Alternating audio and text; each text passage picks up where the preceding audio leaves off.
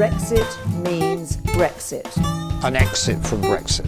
No more Mr. Nice Guy. Seamus, I'm not sure this is a great idea, Order!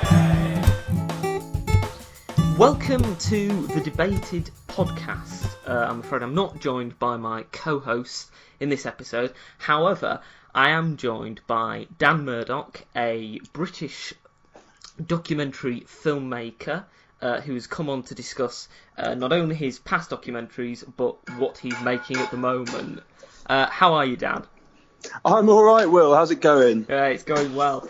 To begin with, I wanted to ask you about a documentary you made a couple of years ago about the KKK.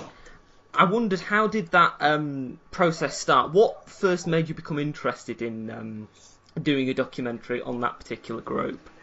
Yeah, well, I mean, it actually didn't quite work like that. It worked with me getting an email from the BBC with the subject line KKK. And I'll never quite forget the moment. I was cutting a film for National Geographic about drug gangs in Chicago. So I spent 6 weeks doing gun crime and drug gangs there. And I was cutting it thinking, I wonder what I'm going to do next. And yeah, that was the headline. And basically all it said was, would you like to make a film about the Ku Klux Klan? And the way things work really is I've been lucky enough to build up a bit of a reputation for being able to go and hang out with people on the kind of fringes of society who are controversial characters. And when I'm there, kind of ask the right questions, if you know what I mean, so that I'm not going to embarrass anyone at the BBC. So I think when they decided they wanted to do the film, there was a handful of directors that they were looking for to do it and get it right. Now, in the film, there's one particular sequence when members of the KKK are delivering leaflets to people at their houses. And I wondered, how do you think that sort of like a bit more rudimental form of expressing hate and political opinions compares to what we're seeing at the moment, where we're seeing a lot of groups, a lot of extremist groups, using things like Facebook and social media? Why do you think there's that sort of like disconnect? Do you think that's just the progression of time, or what? Yeah, the night ride. Like, what are we up to this evening, lad? We're going on a night ride. Okay, what does that mean? You know, they're going to jump in the car and deliver messages of hate to people around the whole community. And, you know, it's so old school. You know, that's what the KKK would have been doing when they were formed hundreds of years ago. You know, you'd literally ride around on the horses with hoods over your face and send messages. And I was surprised it was legal at all. But that's their right to freedom of expression. And you know, the guy I was with in the car said, look, I don't eat pizza. I find it offensive when I get a pizza menu put through my door. I'm not quite sure that's the same, you know. But there's no reasoning with these people. But in some ways as well, I think America, well, it's coming here a bit more, but America's always had this real stand-up, get out and protest kind of culture. And you know, I spent a lot of time with the White Power movement, and then I did a follow-up film spending a lot of time with the Black Power movement. And the thing that unites them is how quick they are to suddenly find a whole load of placards, write some messages, and stage a protest. They do it like that, you know. And whereas over here it takes weeks of organising. I was with a bunch of white supremacists who got thrown out of a Bavarian beer hall. I mean, there's a lot of speculation that they were Nazi sympathisers, and the Bavarian beer hall understandably didn't want Nazis in there. It's not that good for the image. And when they were thrown out, no, I'm not lying, within half an hour, 45 minutes, they had people turn up with cars with placards in, and they started marching up and down the streets outside. So yeah, it's more rudimentary, kind of a more, I don't know, there's something actually quite, I don't know, it's a bit different from my British sensibility. I was like, I can't believe this was actually happening straight away, you know. I can imagine. What particularly do you think is the reasoning that there are so many groups in America that are on sort of like the extremes of society and of politics? What do you think about American culture particularly creates these groups? Well, it's interesting, isn't it? And I mean, it's a massive question, but I think one of the things you could certainly look at is America is a melting pot, isn't it? I mean, and there's so many different niche political views, ethnicities, different nationalities. There's so many different stories, and holding that country together is a massive challenge. That's why they love their flag waving and their patriotism. They love what makes America great, and they'll swear their allegiance to the flag every day because they desperately need to unite such a disparate group of people, probably the most disparate population in the world, really. Yeah. And with that comes, of course, lots of people who have quirky, out there, weird, fringe beliefs. Do you think that the way that these different groups are organising, do you think that has changed in the past few years with the election of Donald Trump? Because the KKK documentary you made was in 2014, 2015, I think. I just wondered whether you've seen sort of like a discernible shift, maybe like a ramping up, or...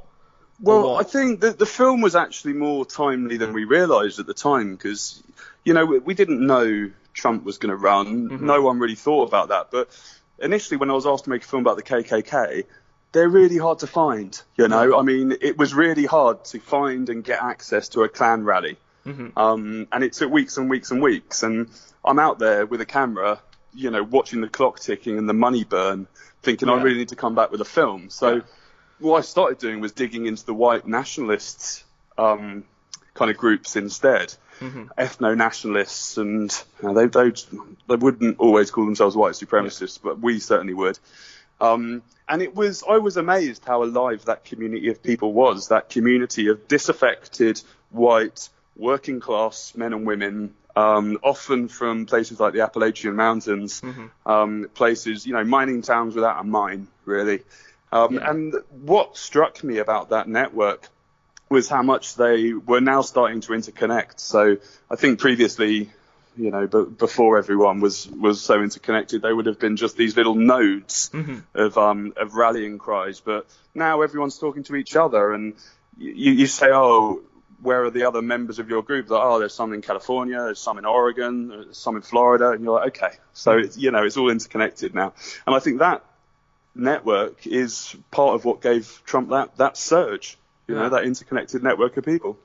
Do you think, because you mentioned earlier that it seems to be that sort of things that are happening in America haven't quite spread in terms of organisation over to Britain. Do you think that there's a possibility in the next few years, maybe the next couple of decades, that we're going to see more groups across Britain that perhaps are at the fringes of politics that are going to begin to get more organised in a way that they aren't at the moment? Yeah, it's funny, isn't it? Because I think what we were talking about before was how quick people are to hit the streets and demonstrate and protest. And I think we are already seeing more and more of that. And it always strikes me when you watch Channel 4 News and you see all the Brexit protesters in the background. And you remember there was the furore around Anna Soubry, when she was, chased across Westminster by the protesters. That to me feels like a different step, certainly in my lifetime. I mean, I'm 36, but that feels to me like a new level of protesters interacting in the public sphere and confronting each other, and something that's a lot more of an American thing. And I mean, I love the decline and fall of the Roman Republic, and it reminds me of the last days of the Roman Republic, where you have different political sets openly clashing in public forums, supporting different politicians. I think it feels a lot more kind of visceral in a way.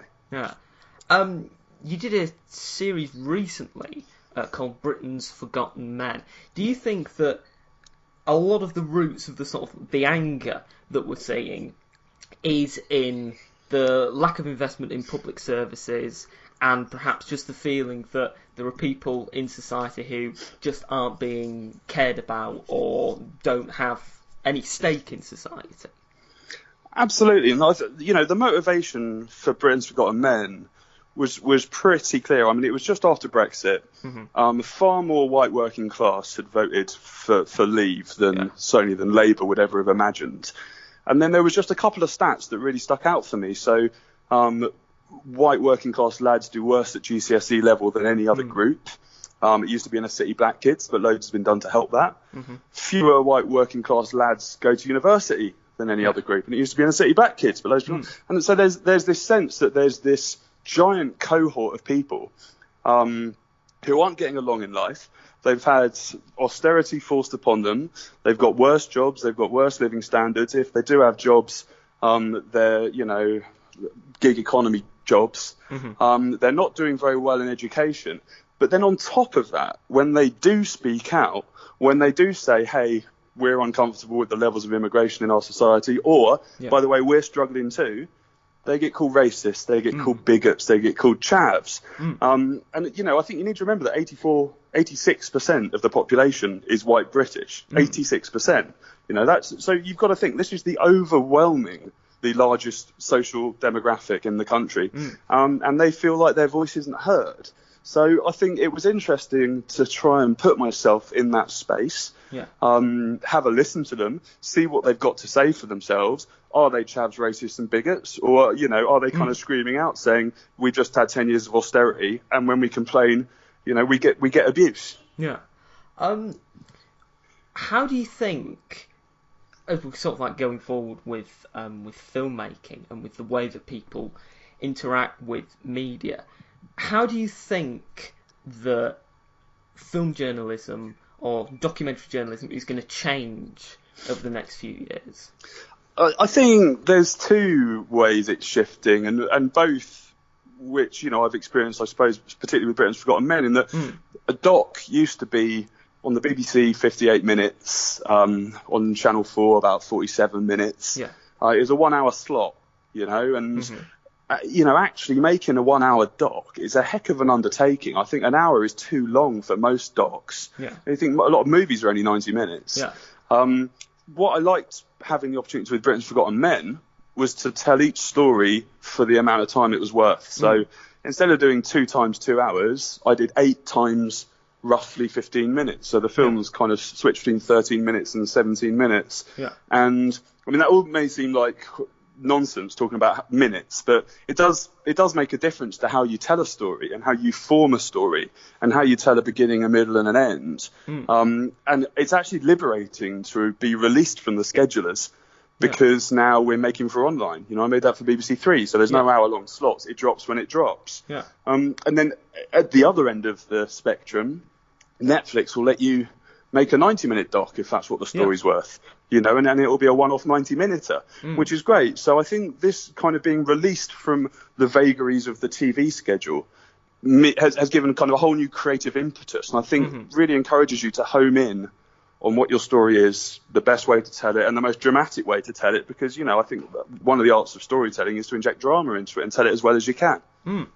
Now, you mentioned sort of like online, and recently made a film with Marcus Meechan that I think is coming out at the end of the month. Yes.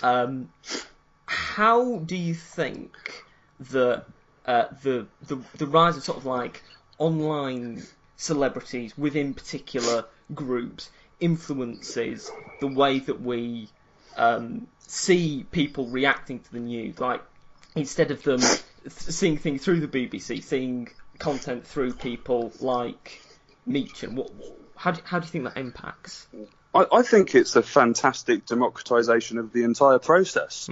Instead of having your news delivered to you by essentially the same cohort of people who have been educated a certain way, generally have pretty similar views that come from the same kind of direction.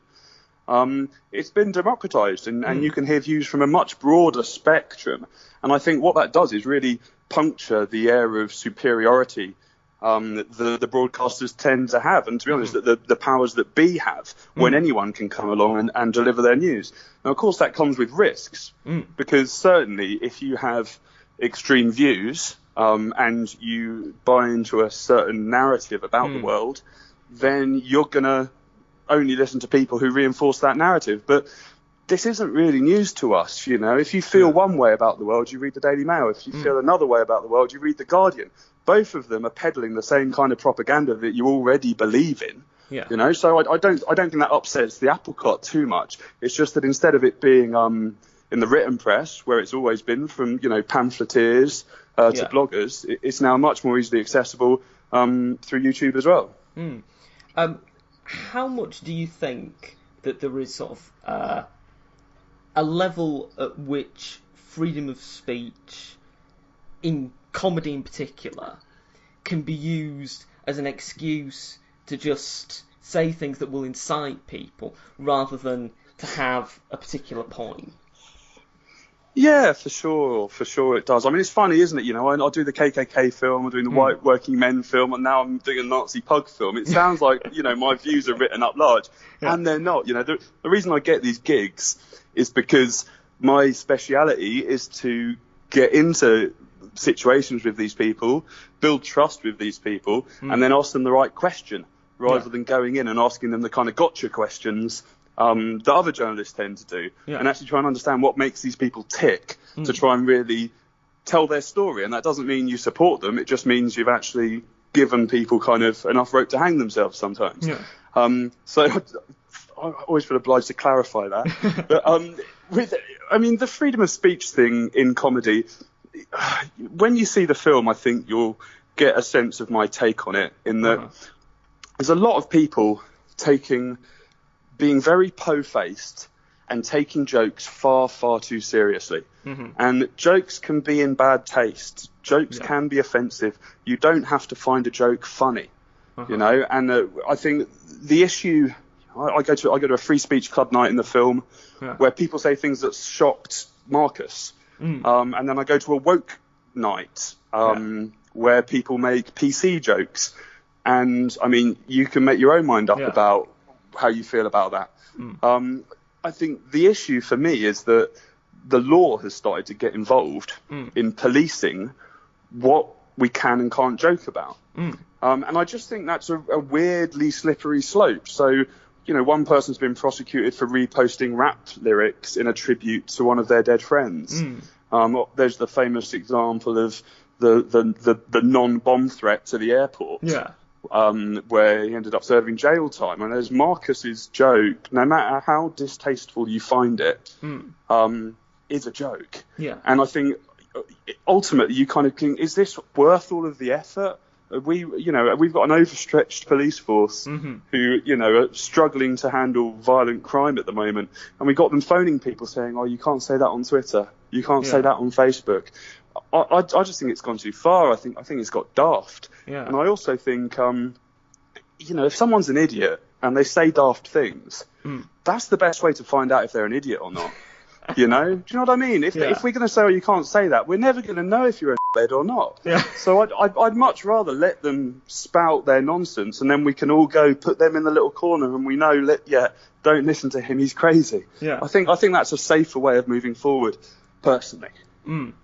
Do you think that there's like an element of hypocrisy involved in this at times? Well, there'll be people who will say that they're offended by a certain particular thing, but at the same time they feel that it's all right to say something that someone else might find offensive and take offence at.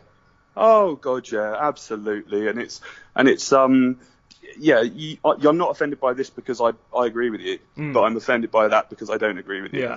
And I think that's a massive problem. And in fact, you know, one of the things that strikes me about it is incitement to violence. You know, there's always this criticism that risque jokes that may be inciting violence, and this is a criticism that the left always have. But then actually, you can follow some of these same kind of left-wing characters who are quite happy to condone violence against people who they don't believe in. You know, and I think calling people Nazis is a classic example of this. You know, if you think what a Nazi really is, a Nazi is the ultimate villain. I mean, a Nazi is someone who it's completely okay for you to take out any kind of aggression and rage on. It's like the ultimate evil in our society is to be a Nazi.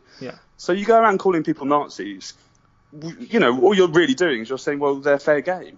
You're kind of fair gaming people. And there seems to be this movement towards anyone you disagree with, oh, well, they're a Nazi. Anyone who makes a risque joke, oh, they're a Nazi.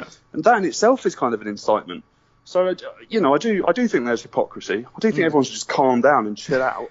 And I think, ultimately, having spent 3 months in this world, what I realised was the general tone of the film was, well, you can't say that. No, you can't say that. Oh, no, but you can't say, no, you don't, you dare say that. And it's just like, guys, come on, everyone. So, I ended up not being helped but to feel like the film is slightly tongue-in-cheek. And, ultimately Marcus is convicted of a crime. He is a criminal. There's no two ways about that. And it's very important that I at no point diminish the fact that this is a convicted criminal. Yeah. But at the same time, I think we all need to be able to say, this is all a bit ridiculous, isn't it, guys? Yeah. Now, you're making a documentary for Horizon about the opioid crisis in the UK at the moment. How widespread have you found it? You know what? I'm going to have to save that one till the film comes out because we're a couple of months away.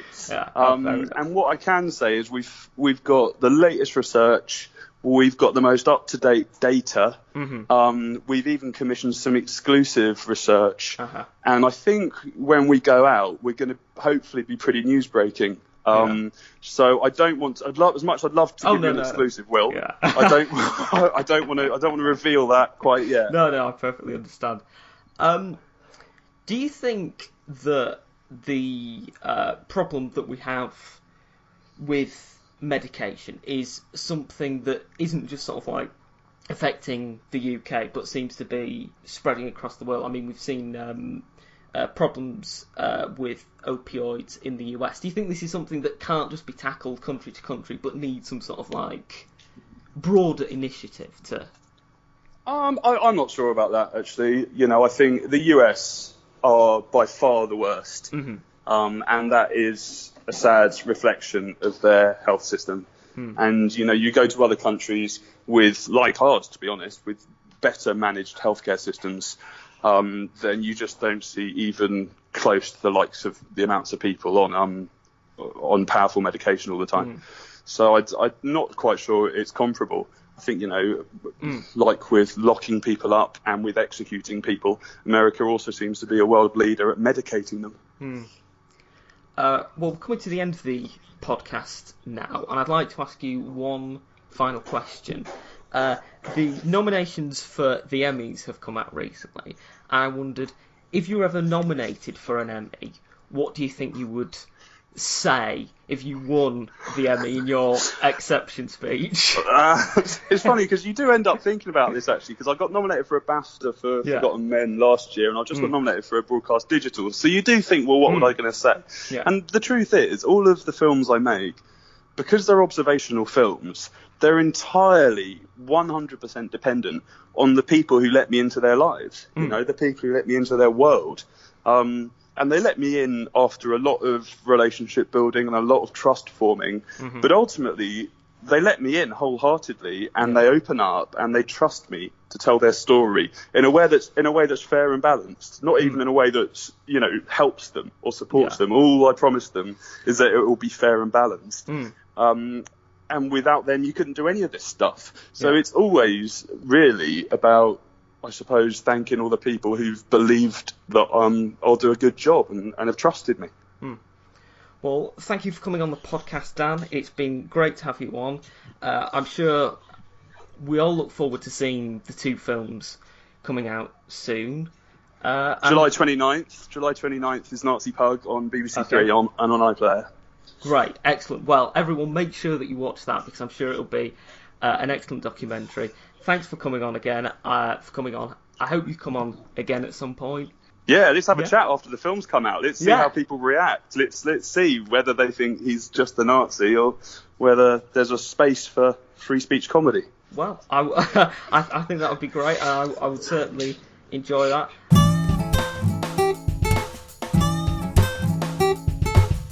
In this part, I will be speaking to Angus McDonald, who is a documentary filmmaker who's made an astonishing film recently about the refugee detainment centres in Australia, the Manus and Larue detainment centres in Australia. Welcome to the podcast, Angus. First of all, do you Hi, think Will. do you think you could explain to the listeners what led you to become interested in this particular topic? Oh, sure. Well, I've been a visual artist for about 25 years, a painter primarily, but a few years ago, I've travelled over to Greece during the period when what they called in Greece the summer of refugees during 2015 and 2016. A lot of people seeking asylum, fleeing the civil conflict in Syria mostly, but some other countries in the Middle East began crossing the Mediterranean into a number of islands scattered down the east coast of the Aegean, Greek islands. And at that time, some people I knew over there, because I'd spent a lot of time in Greece when I first left art school, and I had a lot of friends there, had begun getting in touch with me, telling me all about the experience and about how Greek people and local communities in those islands had been extending the hand of hospitality to those people that were arriving by boat. So I decided to go over there and have a look at that myself, because back here in Australia, I've been getting increasingly uncomfortable about the federal government's own approach to the treatment of people that arrived here by boat, of course, in much smaller numbers. So I went to Greece. I travelled around to a lot of the really the flashpoint areas in Greece where very large numbers were arriving, did some volunteering, talked to a lot of people there on the ground, and I was really astonished by the humanitarian attitude of a lot of the Greek people. It's not to say there aren't problems in Greece in certain areas. There's some bad camps in Greece, but during that period when they were first arriving, it really was inspirational to see the attitude. And when I got back here, I decided that I wanted to begin advocating for a change in the attitudes towards refugees here. So I began a series of films, which I released free on YouTube. Got together with some other people, some collaborators, and we began doing that. And eventually I made a standalone film about Manus Island, which is the film that is currently being in festivals at the moment and recently won an award at a very good festival in Melbourne called the St Kilda Film Festival. Mm-hmm. What do you think has been sort of like the cause of Australia's particularly harsh policy towards refugees? Where do you think is the root of the reason that the policy exists? Yeah, well, that's a really good question, Will. And Australia, as many people know, have been built right on the back of migration, which began in earnest after the end of the Second World War. And then later on in the 70s, in the late 70s, we had a lot of people migrating here after the Vietnam War, and we had a lot of boat people then. But I think the big turning point, and when that really changed politically, was around 2001. At that time, there was an incident involving a Norwegian freighter that picked up about 433 asylum seekers from their sinking vessel. They were 140 kilometres from a place called Christmas Island in Australia. And against international law at that time, Australia refused to tamper entry into its waters. That resulted in a court case in which a number of Australian lawyers represented those refugees, and they won against the government. And I think the timing was very interesting, because the day that Justice North handed down that ruling against the government in the federal court was later on that day the 9/11 attacks were carried out in New York. And after that, I think the whole landscape changed politically, and the Conservative government at that time used the refugee issue as a wedge issue in their political campaign, and they won office. John Howard, that Prime Minister, won office with the immortal words that we will decide who comes to this country and the manner in which they come. And I think ever since that time, back in 2001, this whole issue around refugees has been used for political gain, and I think it's still going on now. Now you talk about sort of the the political gain that is used. How influential, or perhaps not as influential, do you think the situation in Manus was on the recent federal elections in Australia? Yes, well, we had a federal election here in Australia on the 18th of May. At that election, the government in power at that time, the Liberal National Party, who are really the authors of the current hardline policy that's resulted in those people, refugees and asylum seekers, spending 6 years now on Manus and Nauru, they were expected to lose that election. But they didn't. They didn't lose the election. They retained government, and this resulted in a spike in the number of incidents of self-harm and attempted suicide on Manus Island, where hundreds of refugees and asylum seekers remain. And I think the reason that happened was because their hopes of a resolution of the Manus Island situation being ended were dashed, when the government retained power, and I think that was directly resulting in the, in that spike of self-harm incidents. Now, in the film, you deal quite a bit with sort of the mental health problems that the individuals within the detainment camps have been suffering. How do you think, aside obviously from shutting down the detainment camps, can these people be helped in regards to their mental health issues? Yeah, well, that's a good question. I mean, probably the source of the very critical mental health issues that are facing those people are quite clear, and that is that they've had many of them arrived there fleeing persecution or conflict. So many of them did dangerous journeys. They undertook dangerous journeys to arrive here. So of course, many of the people were relatively traumatized when they first got here. And then if you compound that with 6 years of first detention and now just an indefinite state of captivity there on Manus and Nauru, obviously without any timeline or any hope or an end game for them, this is obviously going to affect their mental health. So without actually taking them off Manus or Nauru, the major way to alleviate the mental health problems at the moment is to make sure they get adequate care, medical care. And unfortunately, there's no access to adequate medical care for those types of issues, either on Manus or Nauru. I mean, the federal government will say that there is adequate medical care, but there isn't. In fact, people who have attempted self-harm and suicide subsequent to the recent election are sometimes just thrown into a local watch house. They're not attended to in a medical sense at all.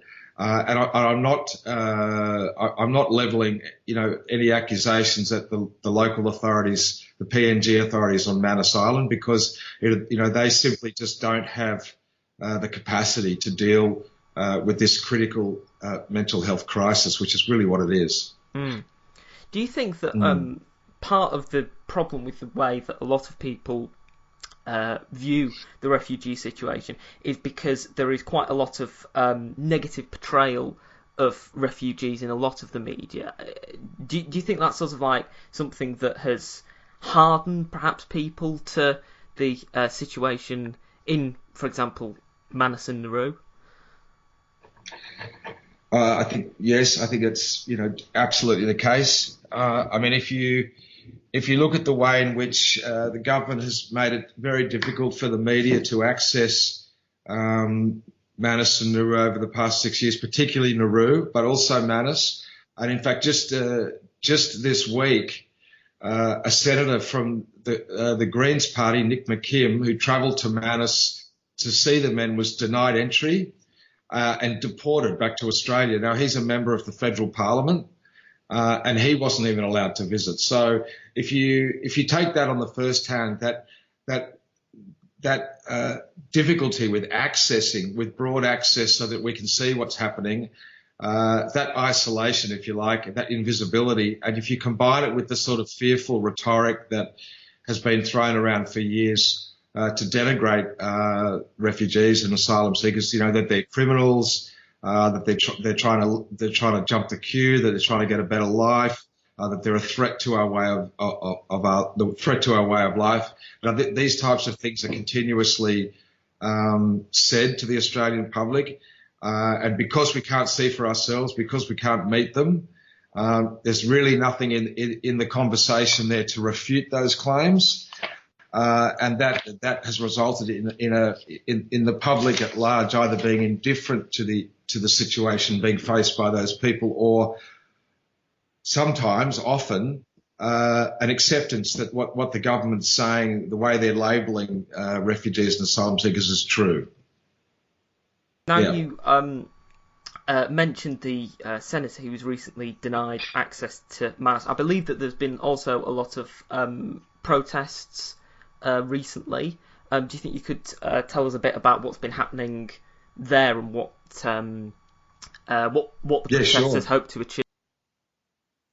Yes, well, on the 19th of July, just a few days ago, that marked the 6th anniversary when the Labor government first declared that anyone who arrived by boat would never settle in Australia, and that was really the beginning of this policy that's happening now. So, in marking that 6 years, there were massive protests by the general public, by Australians in capital cities all across the country, to protest Madison Nauru and to call for the closing. On top of that, as I said, Senator Nick McKim, a Greens senator, was denied entry to the transit centres in Madison, deported.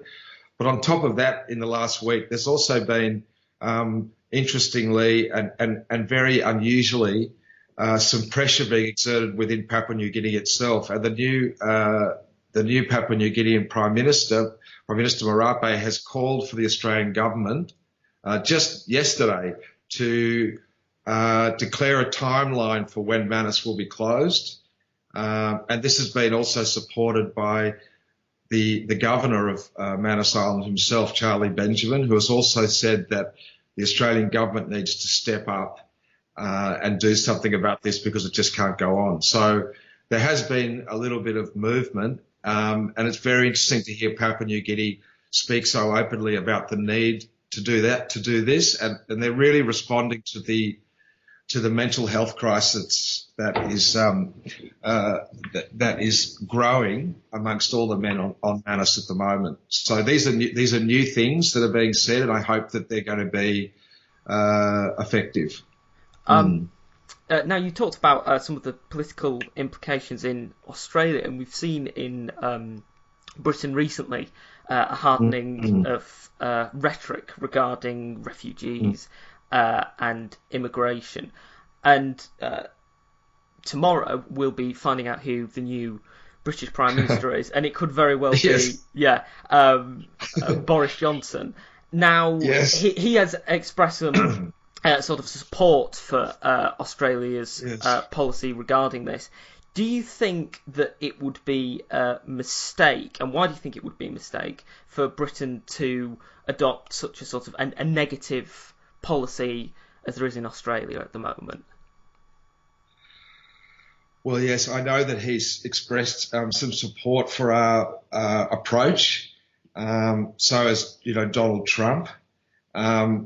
Now, I think it would be a problem for the UK, a very large problem, and for several reasons. The first thing is that with the very vocal expressions of by the Prime Minister of Papua New Guinea now and the local governor, who's quite a big political figure in Papua New Guinea, I think we're starting to see probably the end of this policy right now. So it'd be very interesting to see the UK's new Prime Minister, if it is Boris Johnson, to recommend that they adopt a policy now that has proven to be such a failure here in the twilight of that policy, hopefully. The second thing is that it's probably not broadly known outside, Australia, across the world in the West, but this particular policy has been ludicrously expensive. It's violated the human rights of those innocent people. It hasn't presented any type of solution at all to alleviate the issues surrounding those people that have sought our protection and safety. All we've done at great expense is added to their suffering, and we haven't really solved anything in terms of resettlement or getting them ready for resettlement. So I think, yes, it would be a very big mistake, particularly when there are very many alternative approaches, humanitarian-based approaches available that are being adopted in other places in the world. So, yes, I hope that the UK doesn't follow along the lines of the Australian government. Well, I think we can both hope that. Now, recently, at the start of the podcast, you said that the film had won at the St Kitts Film Festival, which I believe is a qualifier for the Oscars, in that category. Obviously, apart from winning the Oscar, what do you hope? What do you hope to achieve with sort of the greater publicity that this will naturally bring to the film? Yeah, well, that's right. The St Kilda Film Festival that we were recently awarded Best Documentary there, which was a big surprise. And we shared the award with every man on Manus and everyone who was involved in making the film. But obviously, I began this whole journey into filmmaking because I really wanted to contribute to change in the attitude. So however far this film can go, and as many eyes on it that we can get on as possible, and as much recognition as we can get, is only going to act to shed more light on this issue, and that's a really good thing. So yeah, we're pretty excited about that recent success we had, and we'll continue to try and push to see if it can be selected in further festivals. And yes, it was an Oscar qualifying festival, which is a bit of a head spin, but that's certainly a long way off. I guess that the recognition's nice, but yes, the whole reason why I got into this was really to try and raise the awareness of this issue and advocate for the change. So if our film can contribute to that in any way, we'll be very grateful. Well, I wish you all the best with that. And finally, Thanks, Will. You're going to be, or you started making a feature-length documentary on humanitarian approaches to refugee protection in the Middle East. Do you think you could tell us a little bit about that? Sure. Yeah. Excuse me. If you look at this particular film that we've just made about Manus, you might look at that film as a treatment of the problem. And the featured documentary, the project that we're developing at the moment, might be termed more as the solution. And what we're doing is we're planning to create a feature-length documentary about an amazing refugee camp on the Syrian border in Jordan. That's home to around 80,000 Syrian refugees, and it has consciously decided to bring a collaborative humanitarian approach to the way they look after those people who have had to leave Syria, been forced to flee their homeland. And our plan is to create a feature film around the experiences of a particular character in that camp as a way to show that positive humanitarian approaches work, and they provide real solutions. So we're pretty excited about that. It's in the early stages, but this is something we're planning to commence in earnest next year. Well, I wish you all the best with it, and I wish you all the best with the film, and hopefully getting the camp shut down, and the people to have much better lives than they currently are. So, Angus McDonald, thank you for coming on the podcast. Oh, thanks for having me, Will. It's really lovely to talk to you. Thank you for listening to the podcast. If you want to email us, you can email us at thedebatedpodcast at gmail.com. You can tweet us at debatedpodcast on Twitter, like us on Facebook, and I hope you enjoy the next episode.